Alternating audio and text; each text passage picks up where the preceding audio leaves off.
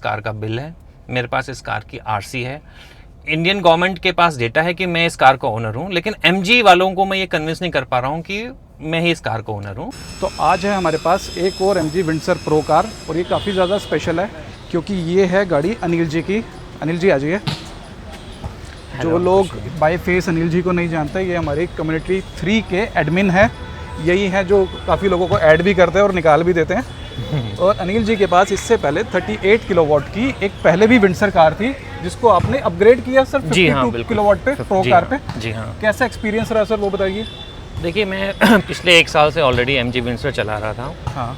और मेरा एक्सपीरियंस बहुत अच्छा था, इसीलिए मैं जब अपग्रेड करने की बारी आई तो मैंने विंडसर पे ही गया। ठीक है। ये सिर्फ मुझे नहीं बल्कि मेरी फैमिली को भी बहुत पसंद थी कार। तो जब अपग्रेड करने का हमने सोचा और भी हमने कारें देखी, यहाँ तक कि टाटा सियारा भी मेरे फैमिली वालों को पसंद नहीं आई। और मतलब ड्राइव कंफर्ट और जो भी फीचर्स आप बोलो ना एमजी के, मुझे बहुत पसंद आए, मेरी फैमिली को बहुत पसंद आए। ठीक है। इस वजह से ही फिर हमने सोचा कि जब हम अपग्रेड करें तो एसेंस प्रो में ही करते हैं। आपने कितने दिन पहले गाड़ी ली सर? ये ली है मैंने 31 जुलाई को सर। तो सर आपने इस पे पीपीएफ कराया? जी हाँ, मैंने पीपीएफ तो बिल्कुल ही अलग कलर निकल के आ गया। अगर आप देख रहे हो यहाँ पे, तो ऐसा कलर एमजी के पास नहीं है। ये पीपीएफ कराने के बाद बिल्कुल ही कलर का डिज़ाइन कलर बिल्कुल ही अलग निकल कर आ गया, और काफ़ी प्यारा कलर लग रहा है, यूनिक कलर लग रहा है जी। ऐसा लग रहा है रोड पे हमने ऐसी कलर की कार कभी देखी नहीं है। अनिल जी ने, मैंने, विक्रम जी ने, सलमान ने, हम 4-5 लोग हैं जो कम्युनिटी के हेड हैं। हम लोगों ने कम से कम सर 1000 से ज़्यादा लोगों को विंडसर दिलाई होगी। बिल्कुल बिल्कुल हम लोग 1000 से ज़्यादा लोगों को एमजी विंडसर दिला चुके हैं। पर इस बार इस केस में अनिल जी के साथ ही थोड़ा सा एक्सपीरियंस अच्छा नहीं रहा। उसके बारे में हम डिटेल में बात करते हैं। सर गाड़ी के अंदर बैठ के करते हैं। बिल्कुल। हमारे एक और एडमिन है विक्रम जी, वो भी अपनी 38 किलोवाट से अपग्रेड करके 52 किलोवाट विंडसर ही ले चुके हैं। पर इस बार आपका एक्सपीरियंस काफ़ी ख़राब रहा सर, उसके बारे में बताइए थोड़ा सा। देखिए, जो एक्सपीरियंस मेरा कार को लेकर है ना, वो मेरा इतना ख़राब नहीं है। ऑफकोर्स जो इशू है वो कार की मैन्युफैक्चरिंग डिफ़ॉल्ट की वजह से ही है, लेकिन जो after sale services specially from the showroom side, वो मेरे लिए बहुत ही पैथेटिक रही।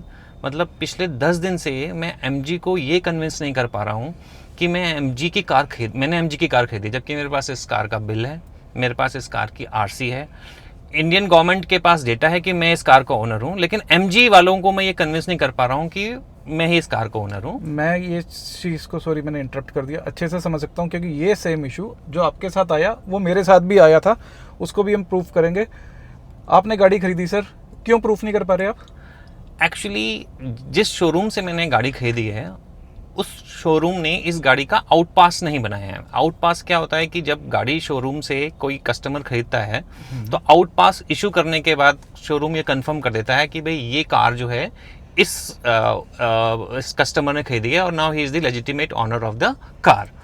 तो वो आउटपास नहीं बनने की वजह से क्या हो रहा है कि जब मैं सर्विस सेंटर पे जाऊंगा या मैं कोई इनकी ऐप यूज़ करूंगा, जैसे आई स्मार्ट ऐप है या एमजी माई हब ऐप है, तो मैं उस कार को उस ऐप पे या उस सर्विस सेंटर पे रजिस्टर नहीं कर पाऊंगा फॉर जॉब कार्ड और for using of the app.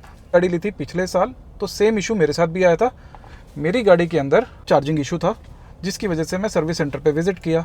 Same issue उन्होंने मेरे साथ भी बोला कि सर आपके तो नाम ये गाड़ी चढ़ी नहीं है अभी तक, इसका गेट पास नहीं बना है। तो ये इशू सेम मेरे साथ भी आए थे, तो उसके बाद भी काफ़ी मेल हुआ था। तो पहले अनिल जी से पूछ लेते हैं। अनिल जी, इशू क्या है गाड़ी में, क्यों आपको जाना पड़ा? सर इशू ऐसे आया कि जस्ट आफ्टर 2 डेज, मतलब 31 जुलाई की रात को मैंने गाड़ी की डिलीवरी ली और 2 अगस्त को इवनिंग में ड्राइव करते हुए अचानक से मेरी गाड़ी का जो ये पैनोरामिक मूनरूफ है, ये ब्रेक हो गया। ये आप देख सकते हैं, ये अपने आप ब्रेक हो गया। तो अब जैसे ही ये ब्रेक हुआ, मैंने अपने शोरूम वालों को फ़ोन किया, तो शोरूम वालों ने कहा कि सर ये तो हम पीडीआई करते हैं और पीडीआई में सारी चीज़ें ओके हैं और आपने भी चेक की थी। तो मैं एग्री किया उनके साथ कि बिल्कुल सही बात है, जब पीडीआई हुई या जब हमने चेक किया तो कार के सारे शीशे इंटैक्ट थे, किसी में कोई भी इस तरह से कोई ब्रेकेज नहीं थी।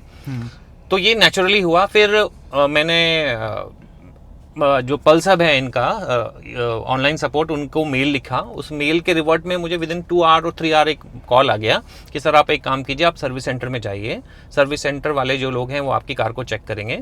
अगर ये नेचुरली ब्रेक हुआ होगा तो डेफिनेटली हम अंडर वारंटी इसको चेंज कर देंगे, लेकिन अगर कोई एक्सीडेंटल लगा तो फिर जो है आपको ये इंश्योरेंस क्लेम करना पड़ेगा। मैं उसी वक्त सर्विस सेंटर गया, सर्विस सेंटर वालों ने मेरी गाड़ी देखी और जैसे ही जॉब कार्ड की क्रिएशन की बात आई तो जॉब कार्ड जो होता है वो मेरी गाड़ी का क्रिएट नहीं हो पाया। रीज़न कि उनके डेटाबेस में ये गाड़ी अभी सोल्ड ही नहीं थी। ये गाड़ी अभी भी शोरूम में जो उनका गैरेज होता है वहाँ पर पार्क्ड है।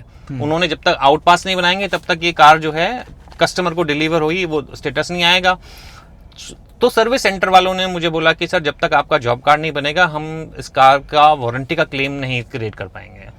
तो आपका experience as a brand MG के साथ खराब नहीं है, ये जो आपका डीलरशिप है उसके साथ काफी खराब रहा। बिल्कुल बिल्कुल। और सर्विस सेंटर वाला को तो रोल ही नहीं है, वो तो बेचारे जब तक नहीं आएगा तब तक मांगेंगे ही नहीं। सर्विस सेंटर वाले तो मुझे वाकई में बहुत कोऑपरेटिव मिले। हाँ। और अब उन्होंने यहाँ तक उन्होंने मुझे एश्योर कर दिया था कि सर अगर आपका ना ये जॉब कार्ड क्रिएट हो जाएगा तो हम आपको एक दिन के अंदर गाड़ी जो है रिपेयर करके दे देंगे, एक दिन में आपका मून रूफ चेंज करके दे देंगे। ठीक है, मान लेते हैं 1% हमारी गलती से टूट गई जी, तो हम तो उसमें आप इशू ही नहीं कर रहे। हाँ, चलो ठीक है इंश्योरेंस से हो जाएगा, इंश्योरेंस से कर लूंगा। बिल्कुल अगर सही मेरी गलती है, अगर किसी वजह से वो आप चेक करो। मेन दिक्कत है कि हो ही नहीं पा रहा ना इंश्योरेंस में हो पा रहा है और ना ही कंपनी करके दे रही है उस चीज को। ऐसी सेम इशू जब मेरे साथ आया था तो डीसी चार्जिंग के लिए मैं गया तो उन्होंने बोला सर हम तो कर ही सकते हैं, आपके नाम पे गाड़ी नहीं दिख रही जी। फिर मैं गया दोबारा, मेरी सर्विस का टाइम हो गया, 1000 किलोमीटर पे पहली सर्विस होती है जी, तो मेरी चल गई 1200 किलोमीटर। मैं क्या कहता सर अभी तक आपके नाम पे गाड़ी नहीं दिख रही। फिर मैं 1500 पे क्या कहता सर गाड़ी नहीं दिख रही। और मैंने कहा भाई गाड़ी दिखनी कब शुरू होगी, कब होगा। फिर हमारा मेल शुरू हुआ तो 1900 किलोमीटर पे मेरी पहली सर्विस हुई। 1 महीने के बाद पूरा अच्छा वो करने के बाद तब जाके ये इशू रिजोल्व हुए। तो एमजी को अपने डीलर्स को थोड़ा सा टाइट करना पड़ेगा आई गेस।